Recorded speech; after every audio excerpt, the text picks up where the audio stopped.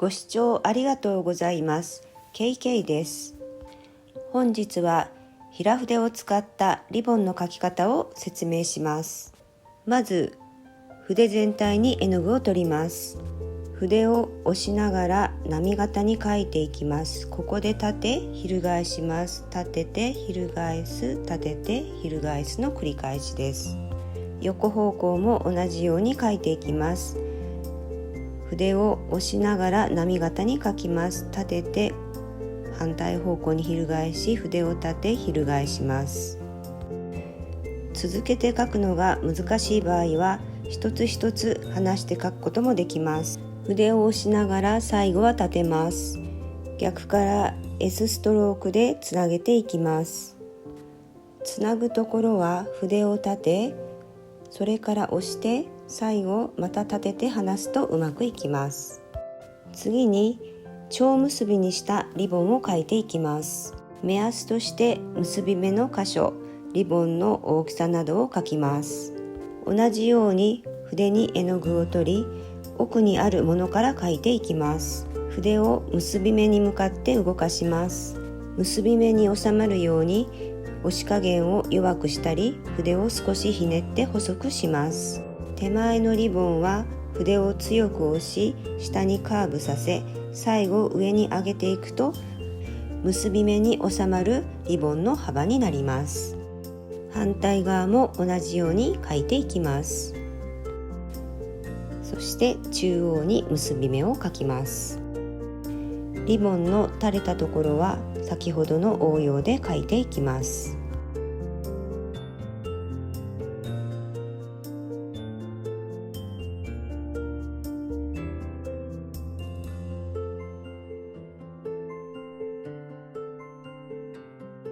下に長くリボンが垂れた蝶結びを描いてみましょう。奥のリボンから描いていきます。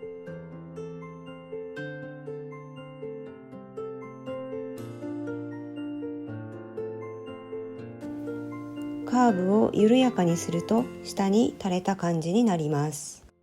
筆の方向を一定に保つことがポイントです。リボンの幅やカーブの角度を変えていろいろと試すと楽しいと思います。それではチューリップのブーケを描いていきましょう。チューリップの詳しい描き方は前回の動画初めてのトールペイントナンバー13チューリップの描き方をご覧ください。まず白の幅が狭いダブルローディングで描き始めます。奥になる花びらから描いていきます。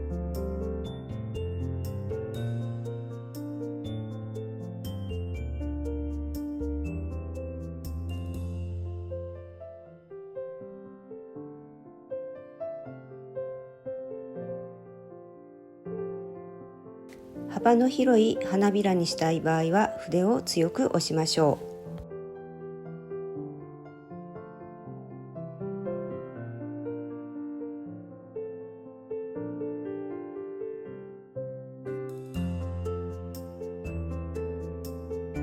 次のチューリップは同じ色を使っていますが、ピンクと白を逆転させ、花びらの先がピンクのチューリップです。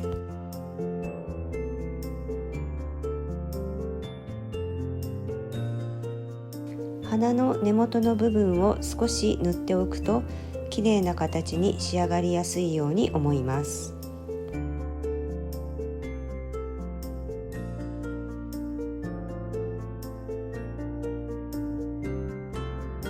色のグラデーションが気に入るまで何回も重ねて描くことができます。このチューリップは花がもう少し開いた感じのチューリップです。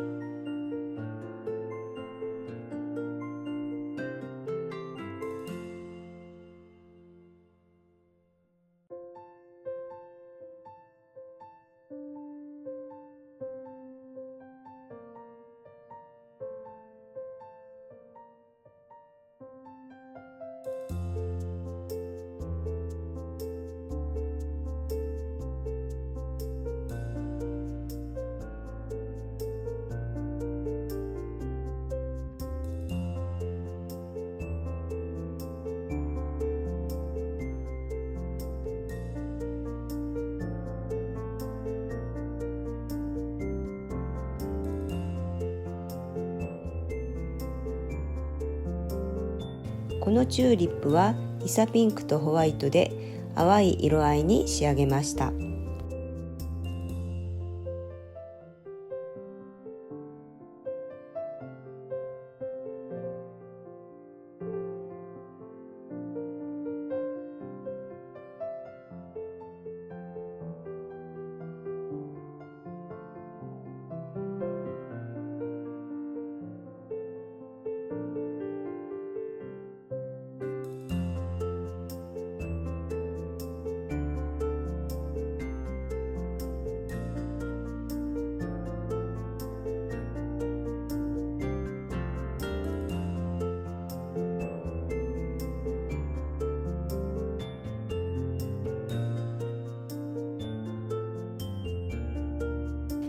紫のチューリップを入れ、色に変化を持たせました。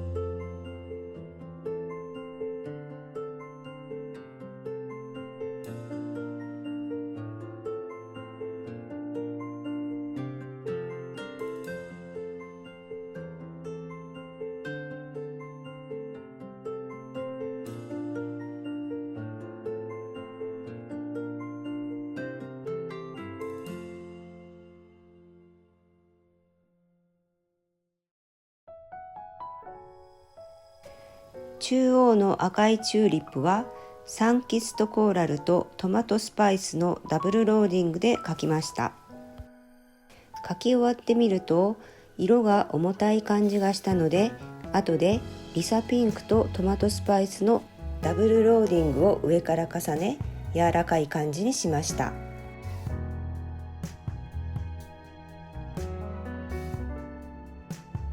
ここからはチューリップの葉っぱを描いていきます。パイングリーンとウェッジウッドグリーンのダブルローディングで描いていきます。この葉っぱは中を明るい色にしようと思って描いたのですが、やはり中も暗い色にしようと思い、後から色を重ねています。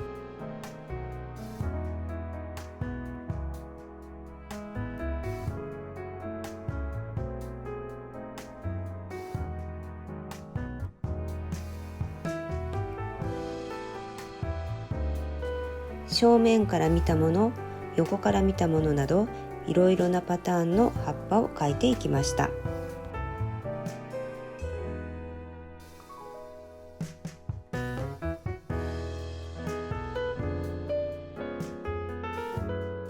茎もパイングリーンとウェッジウッドグリーンのダブルローディングで描いていきます。筆を立てて筆のエッジで描いていきます。茎の色が葉の色と同じになってしまって茎がわからなくなってしまう場合があるので、その場合は茎の色を明るめにしたり暗めにしたりしてわかるようにすると良いでしょ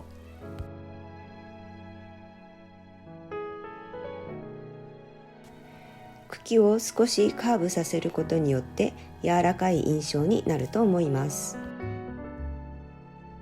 葉の翻りを描きます。茎を包み込むように翻りを描くと、とてもチューリップらしい葉になると思います。色は白とパイングリーンのダブルローディングです。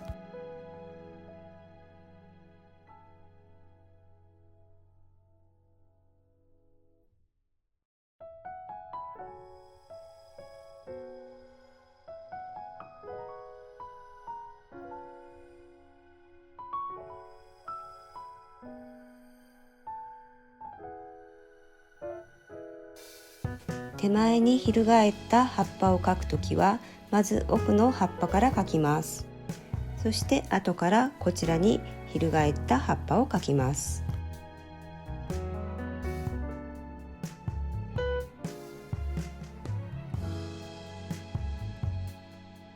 空間を埋めるために薄く透けるような葉を描いていきます。ニスとパイングリーンを混ぜて使います。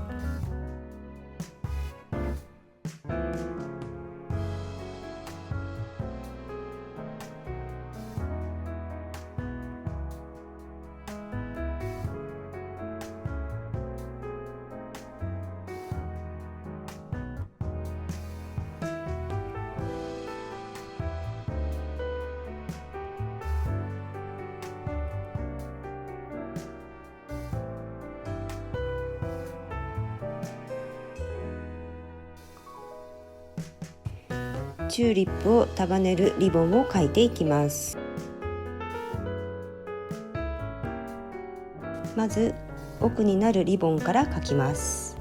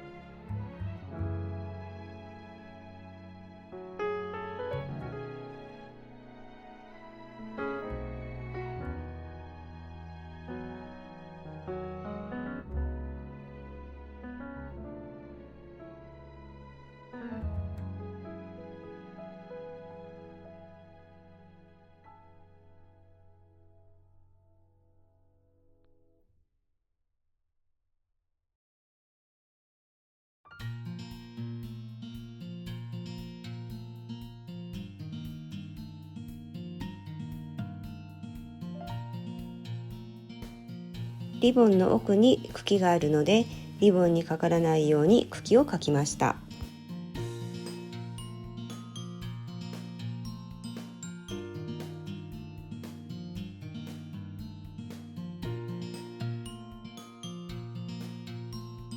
奥のリボンが透けている箇所に色を重ね、濃い色にしました。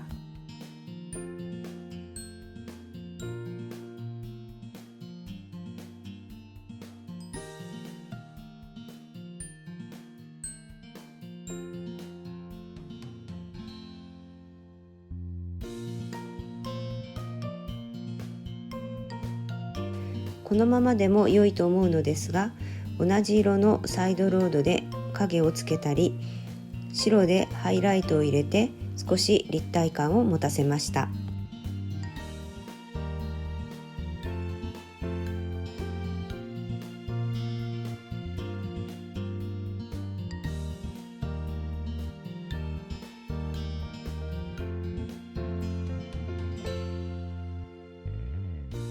今回の絵の完成です。前回の絵と一緒に額に入れて飾ってみました。最後までご視聴ありがとうございました。このチャンネルではトールペイントのテクニックなどを紹介していこうと思っています。チャンネル登録よろしくお願いします。感想やリクエストなどございましたらコメント欄で伝えていただけるとありがたいです。ご視聴ありがとうございました。